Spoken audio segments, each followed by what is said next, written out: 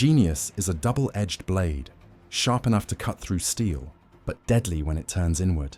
Michael Scofield, the man who outsmarted a prison, cheated death and built miracles out of chaos. To the world, he was a symbol of brilliance. A man who could turn walls into blueprints, lies into strategies, and hopelessness into precision. But here's the truth most people forget.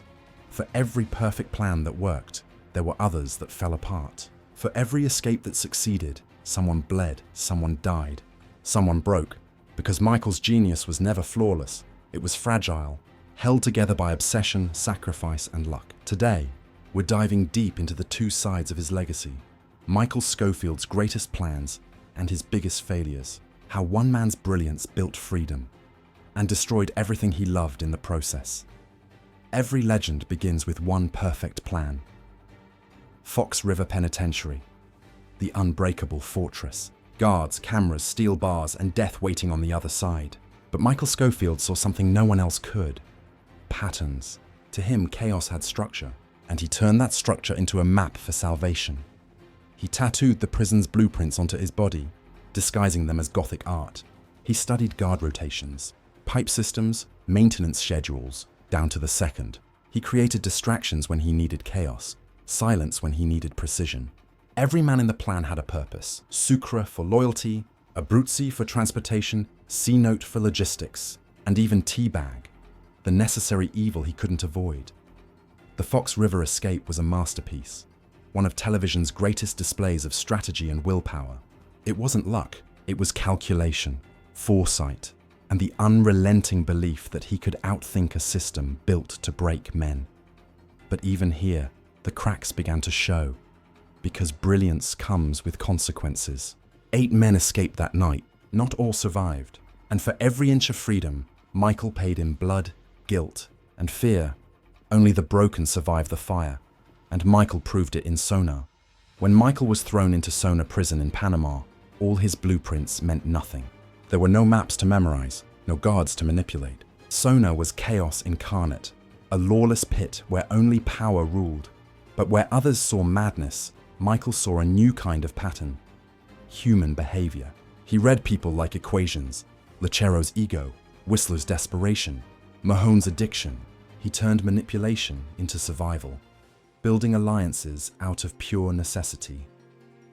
Unlike Fox River, the Sona escape wasn't about control, it was about adaptation. Michael had to evolve from engineer to improviser.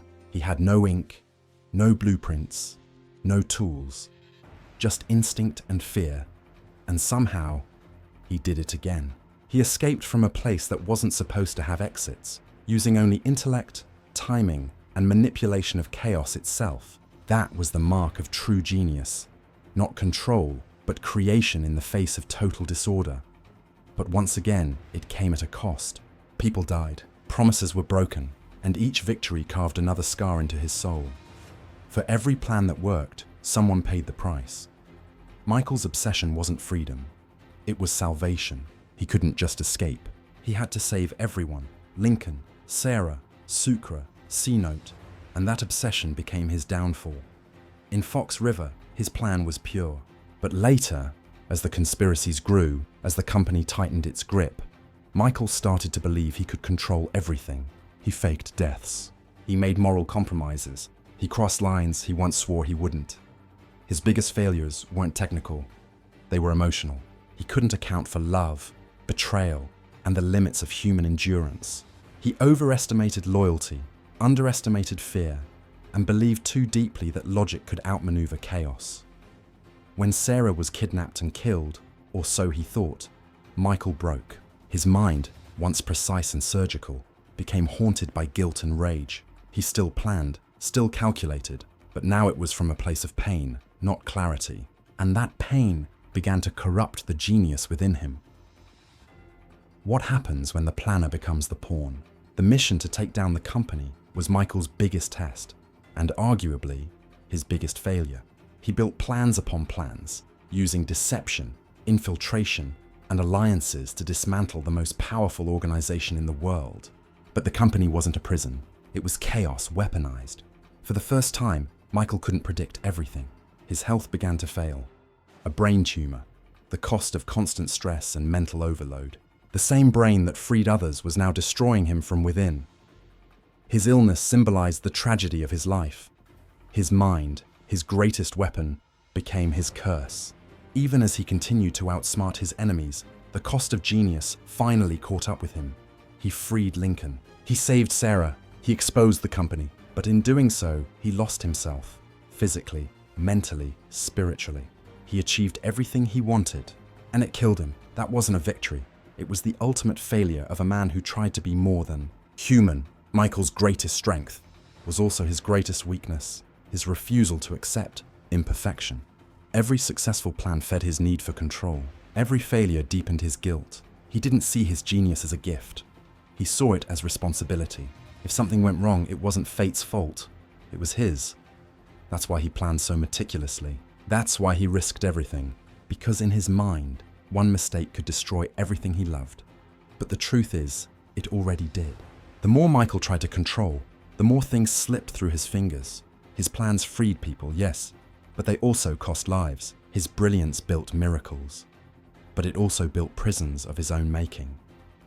Michael's mind was a blueprint of both freedom and suffering. His successes defined him as a legend. His failures defined him as human. Freedom always has a cost. And for Michael Scofield, that cost was everything. He escaped the unescapable. He defied systems, conspiracies, and death itself. But what he couldn't escape was himself. His greatest plans, Fox River, Sona, the company takedown, showed what happens when intellect meets faith.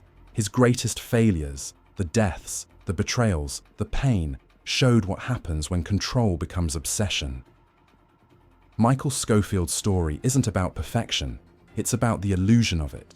He thought he could design life the way he designed his escapes, with precision and order. But life isn't a blueprint, it's chaos. And even the smartest man in the world couldn't engineer peace out of pain. In the end, Michael didn't just break out of prison. He broke the idea that perfection could save anyone. Because true freedom doesn't come from control. It comes from letting go. He freed his brother, he freed his friends, but he never freed himself. And maybe that's the price of being a genius. To save the world but lose yourself in the process.